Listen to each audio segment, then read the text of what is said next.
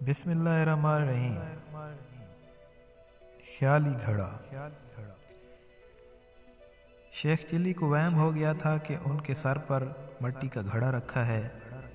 اس خیالی گھڑے کو ہر وقت دونوں ہاتھوں سے سنبھالے اور ٹوٹنے سے بچانے کی فکر میں رہتے تھے۔ کمرے یا گھر کے دروازے سے نکلتے تو بڑی احتیاط برتتے، گھٹنوں کو خم دے کر ایسا ایسا چلتے کہ کہیں گھڑا چوکھٹ سے ٹکرا کر ٹوٹ نہ جائے۔ راستہ چلتے تو پھونک پھونک کر قدم رکھتے کہ کسی کا دھکا یا خود انہیں ٹھوکر نہ لگ جائے اور گھڑا زمین پر آ رہے۔ شیخ چلی کی اس بیماری سے ان کی اماں بہت پریشان تھیں۔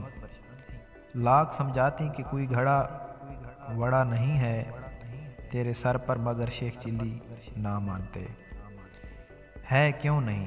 بوجھ سے ہماری گردن ٹوٹی جاتی ہے اور تم کہتی ہو گھڑا سر پر نہیں ہے۔ اماں اپنی آنکھوں کا علاج کراؤ، جو اتنا بڑا گھڑا بھی نہیں دیکھ سکتی۔ وہ چیخ اٹھتے۔ بس کھانا کھاتے اور سوتے وقت وہ خیالی گھڑا اتار کر قریب رکھ لیتے، ورنہ ہر وقت ہر جگہ سر پر ہی اٹھائے پھرے رہتے۔ ایک روز بازار جانے کو گھر سے نکلے، گلی کا موڑ مڑ کر سڑک پر آئے تھے کہ ایک نوجوان تانگے والا تانگا بھگاتا گزرا۔ ٹکر ہوتے ہوتے بچی تھی۔ شیخ چلی لڑکھڑا گئے اور خیالی گھڑے کو مضبوطی سے سر پر جماتے ہوئے چلائے، ارے بدبخت، کیا تیری ساس کی بارات نکلی جا رہی ہے کہ دیوانوں کی طرح تانگا بھگائے چلا جا رہا ہے؟ ابھی ہمارا گھڑا گر کر پھوٹ جاتا۔ تانگے والے تو کیا سنتا، وہ تو اتنی دیر میں کہیں کا کہیں نکل گیا تھا۔ قریب ہی ایک شریر لڑکا کھڑا یہ منظر دیکھ رہا تھا، حیرت سے بولا، گھڑا؟ کون سا گھڑا پھوٹ جاتا؟ شیخ چلی نے غصے سے لڑکے کو گھورا اور برا سا منہ بنا کر بولے، یہی جو ہمارے سر پر دھرا ہے۔ اور کون سا؟ اتنا بڑا گھڑا دکھائی نہیں دیتا؟ آنکھیں ہیں یا بٹن؟ لڑکا سمجھ گیا یہ کوئی پاگل ہے۔ اس کے ہونٹوں پر شرارت امیز مسکراہٹ پھیل گئی۔ اس دوران کچھ اور لڑکے بھی وہاں آ گئے تھے، سب شیخ چلی کے پیچھے لگ گئے۔ توڑ دو، توڑ دو، اس کا گھڑا توڑ دو، وہ نعرہ لگاتے ان پر پتھر پھینکنے لگے۔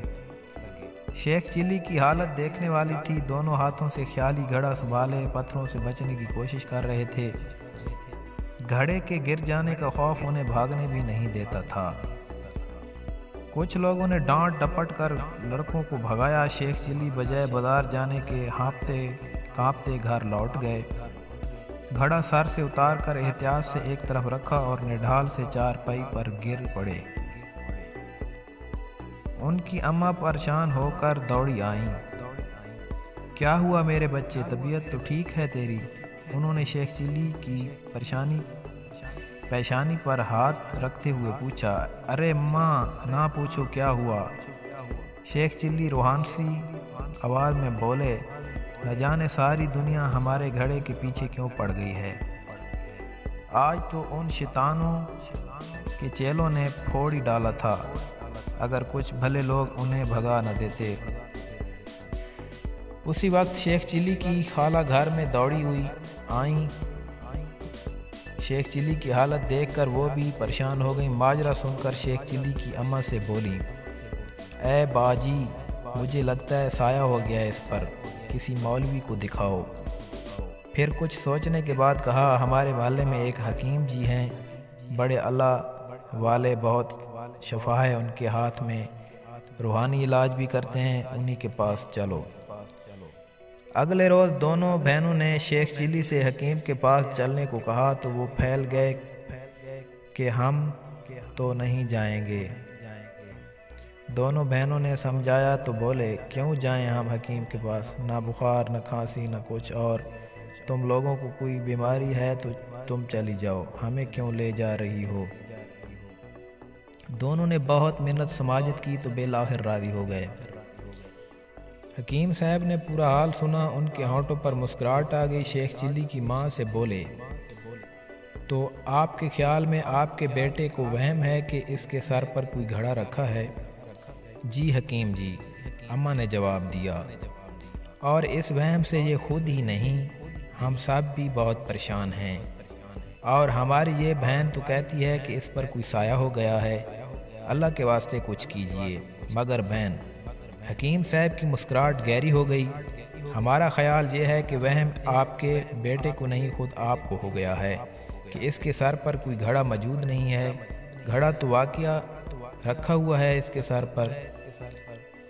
حکیم صاحب کی بات سے شیخ چلی کی اماں اور خالہ پر تو حیرتوں کے پہاڑ ٹوٹ پڑے، مگر شیخ چلی خوشی سے اچھل پڑے اور فوراً ہی خیالی گھڑے کو دونوں سے ہاتھوں سے سنبھالتے ہوئے بولے، دیکھا ہم نہ کہتے تھے ہم کوئی وہم نہیں کرتے، تم لوگوں کی بینائی کمزور ہو گئی ہے، اب تو حکیم جی نے بھی کہہ دیا، بولو اب کیا کہتی ہو؟ دونوں بہنوں کو تو جیسا سکتہ ہو گیا تھا، وہ کیا کہتی۔ حکیم صاحب نے شیخ چلی کو اگلے روز شام کو اکیلے آنے کو کہا، اور جب یہ لوگ چلے گئے تو اپنے ملازمین کو بلا کر کچھ ہدایتیں دیں۔ انہوں نے کہا کل شام سامنے والے نیم کے درخت کے نیچے 2 کرسیاں لگا دی جائیں، پھر ایک ملازم کی ڈیوٹی لگا کر وہ ایک خالی گھڑا لے کر درخت پر بیٹھ جائے، اور دوسروں کو ذمہ داری سونپی کہ وہ ایک ڈنڈا لے کر درخت کی آڑ میں کھڑے رہے، اور شیخ چلی سے گفتگو کے دوران جب وہ اشارہ کریں تو دبے پاؤں آ کر شیخ چلی کے سر سے کچھ اوپر اس طرح ڈنڈا گھمائے گویا ان کے سر پر دھرے گھڑے کو نشانہ بنایا ہو۔ اسی وقت درخت پر بیٹھا ملازم گھڑا نیچے پھینک دے۔ اگلے روز شام کو شیخ چلی مطب پہنچ گئے۔ حکیم صاحب وحد آدمی تھے جنہوں نے شیخ چلی کے سر پر گھڑے کی تصدیق کی تھی، اسی لیے وہ حکیم صاحب سے بہت خوش تھے۔ حکیم صاحب انہیں ساتھ لے کر درخت کے نیچے کرسیوں پر جا بیٹھے۔ باتوں کے دوران اشارہ کرنے پر درخت کی آڑ میں چھپے ملازم نے شیخ چلی کے پیچھے پہنچ کر ان کے سر کے اوپر ہوا میں ڈنڈا گھمایا۔ اسی وقت درخت پر بیٹھے ملازم نے گھڑا نیچے پھینک دیا، جو گرتے ہی ٹکڑے ٹکڑے ہو گیا۔ ارے یہ کیا؟ حکیم صاحب نے گھبرا جانے کی اداکاری کی، میرے معزز مہمان کا گھڑا پھوڑ ڈالا۔ ٹھہر تو جا بدمعاش، وہ چیختے ہوئے کرسی سے اٹھے، مگر ڈنڈے سے وار کرنے والا ملازم اتنی دیر میں نظروں سے اوجھل ہو چکا تھا، بھاگ گیا بدبخت۔ ہاتھ آ جاتا تو حکیم صاحب 2-4 قدم دوڑنے کے بعد رک کر بڑبڑائے اور واپس شیخ چلی کے پاس آئے، جو حیران پریشان یہ سارا منظر دیکھ رہے تھے۔ آپ کو کوئی چوٹ تو نہیں آئی؟ حکیم صاحب نے شیخ چلی کے کاندھے پر ہمدردی سے ہاتھ رکھتے ہوئے پوچھا۔ نہ نہیں، ہم بالکل ٹھیک ہیں، شیخ چلی نے چونک کر جواب دیا، مگر افسوس آپ کا گھڑا پھوٹ گیا، نہ جانے کون بدمعاشی کر گیا۔ وہ حکیم صاحب نے افسوس ظاہر کرتے ہوئے کہا، جاج جی ہاں، پتہ نہیں کون تھا۔ شیخ چلی نے کہا اور گہری سوچ میں ڈوب گئے، پھر ایک ٹھنڈی سانس بھر کر بولے، چلیے اچھا ہی ہوا، ہر وقت سنبھالنا پڑتا تھا، جان چھوٹی۔ حکیم صاحب مسکراتی نظروں سے انہیں دیکھ رہے تھے۔ تو آپ کو اس کہانی سے کیا سبق حاصل ہوتا ہے؟ کمنٹ باکس میں ضرور اپنی رائے سے آگاہ کیجیے، اور ہمارے چینل کو بھی سبسکرائب کر دیں، ساتھ لگی بیل آئیکن کو پریس کر دیں تاکہ ہر آنے والی نیو کہانی آپ کو بآسانی ملتی رہے۔ تب تک کے لیے اللہ حافظ۔